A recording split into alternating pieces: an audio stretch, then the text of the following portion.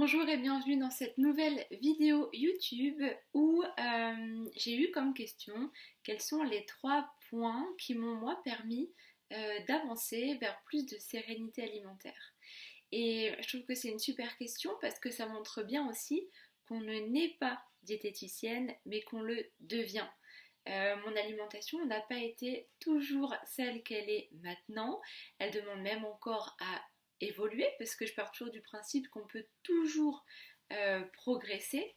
Mais il est vrai que j'ai appris. Il y a beaucoup de choses qui m'ont permis de voir l'alimentation de manière différente. Et j'ai relevé du coup les 3 plus grands points pour moi.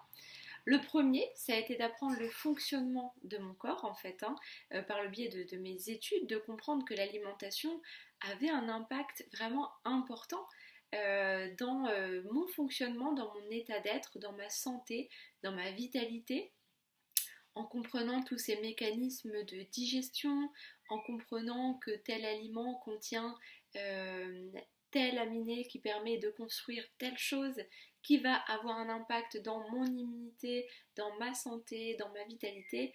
Voilà, c'est vraiment le premier point qui a été vraiment révélateur pour moi.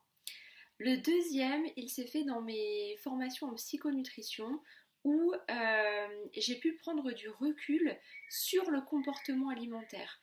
Ça m'a permis en fait d'observer non pas comment je mangeais, non pas ce que je mangeais, pardon, mais comment je mangeais.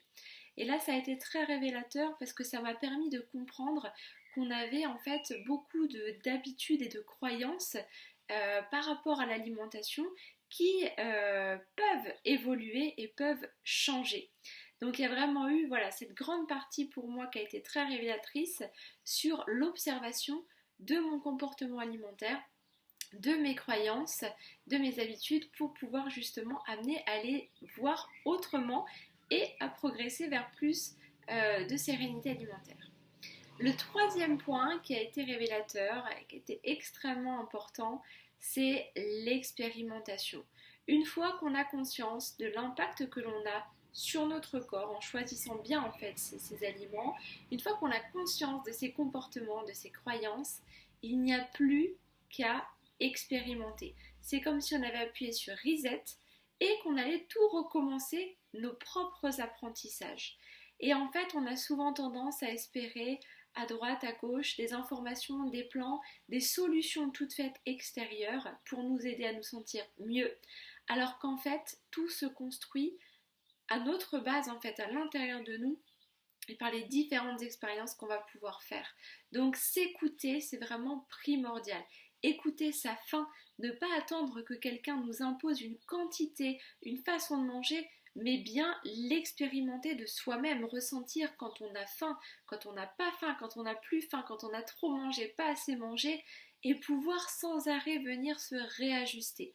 Ça, c'est vraiment un point important pour venir sans arrêt s'adapter à notre vie de tous les jours et réapprendre à se faire confiance et du coup à gagner en estime de soi. Voilà les 3 grands points qui, moi, m'ont permis de progresser et de continuer d'ailleurs à avancer vers plus de bien-être, que ce soit dans mon bien-être physique, mais bien-être émotionnel et bien-être de tous les jours. Voilà, j'espère que ça a été clair. N'hésitez pas à me poser vos questions pour les prochaines vidéos YouTube. Je vous souhaite une bonne journée, je vous dis à bientôt.